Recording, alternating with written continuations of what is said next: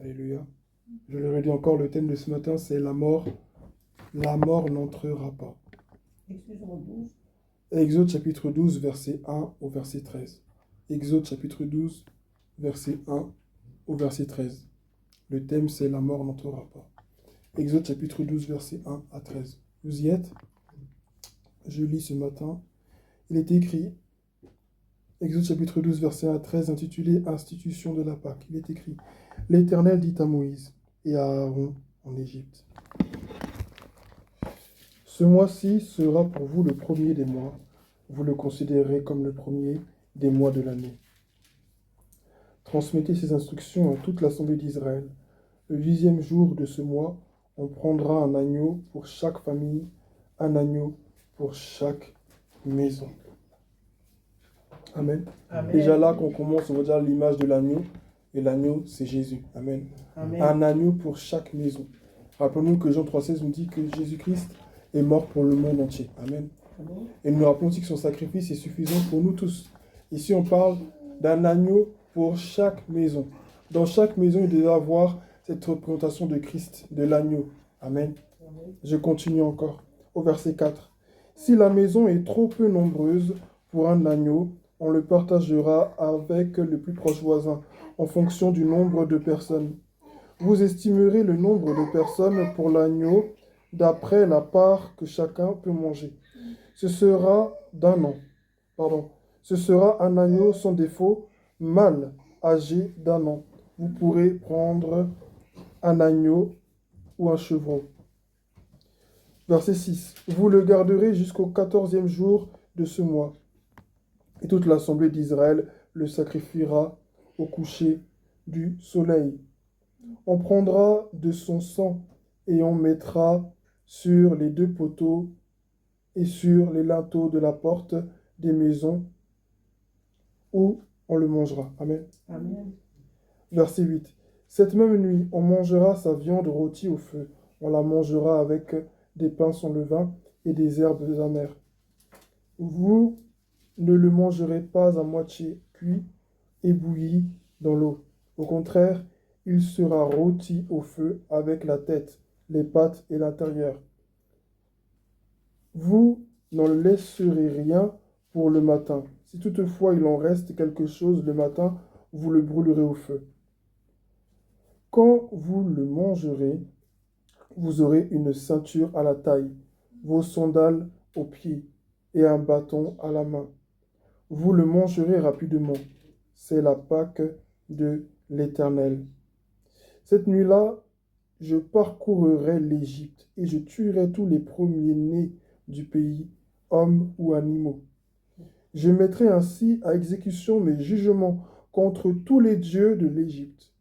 Je suis l'Éternel. Dernier verset. Pour vous, en revanche, le sang servira de signe pour les maisons où vous vous trouverez. Je verrai le sang et je passerai par-dessus. Il n'y aura pas de fléau qui vous détruise quand je frapperai l'Égypte. Amen. Amen. Que le nom du Seigneur Amen. Soit béni. Amen. Nous allons voir ce message en 3 points distincts. Amen. Le Amen. Premier s'intitulera Jour de délivrance institué par Dieu. Amen. Amen. Jour de délivrance institué par Dieu. Et en ce jour-là de délivrance institué par Dieu, nous avons des images qui nous sont données, qui nous rappellent Jésus lui-même. C'est ce que j'ai dit tout à l'heure quand j'ai parlé de l'agneau. Alors, je dis c'est un jour de salut pour le peuple. Amen. Où Dieu fait une distinction entre ceux qui l'adorent, ceux qui ne l'adorent pas. Où Dieu fait une distinction entre qui est son peuple et qui n'est pas de son peuple. Où Dieu fait une distinction entre ceux qui sont saints et ceux qui ne sont pas saints. La marque qui distinguait le peuple d'Israël, ce jour-là, ce n'était pas juste le nom Israël. Ce n'était pas juste, nous sommes le peuple choisi. Abraham était là. Non, c'est pas de ça qu'il s'agit. Le sang, seul le sang pouvait faire la distinction. Amen.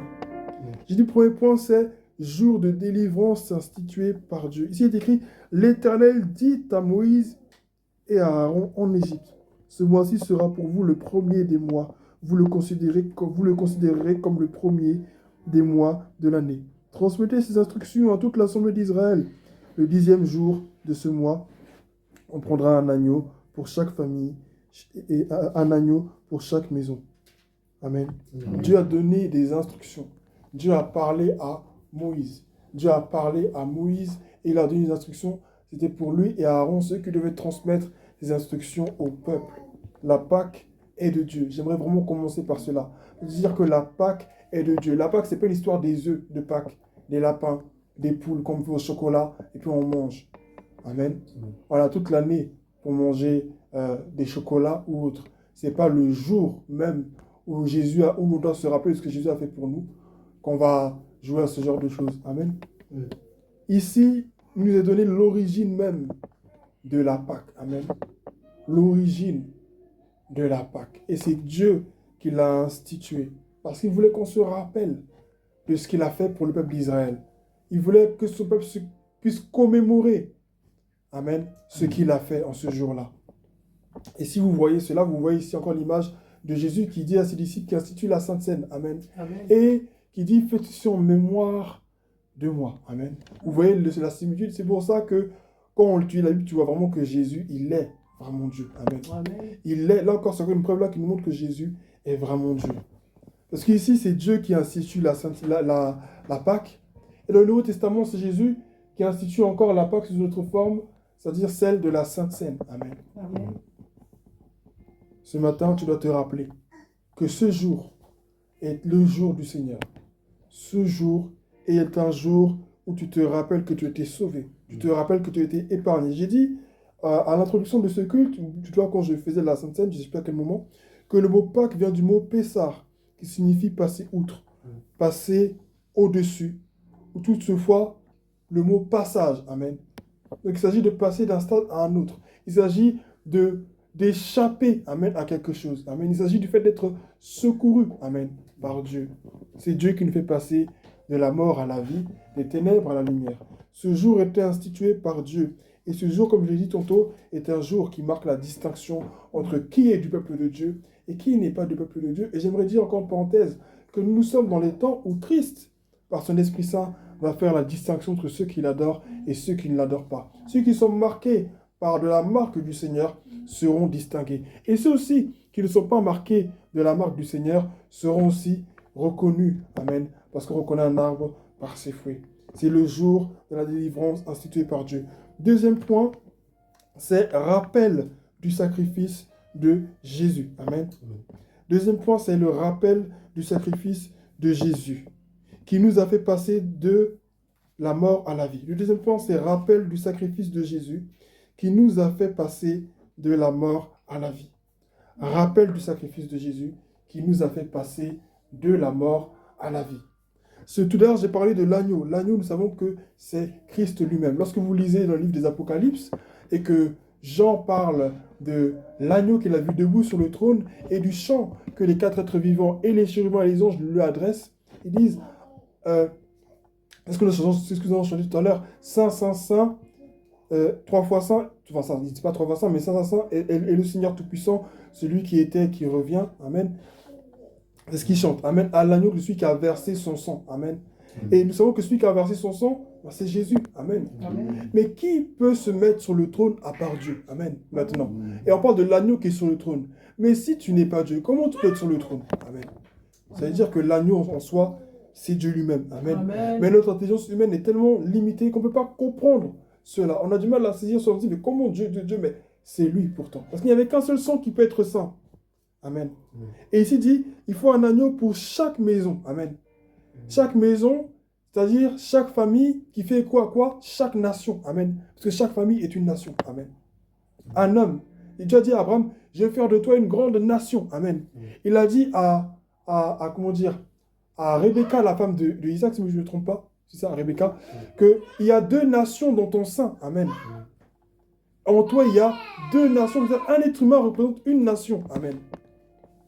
Quand Dieu voit un être humain, il ne voit pas juste un être humain, il voit des nations. Et si chaque famille représentait les nations pour qui l'agneau de Dieu allait être sacrifié pour que sa vie puisse nous servir et puisse nous donner le salut. Amen.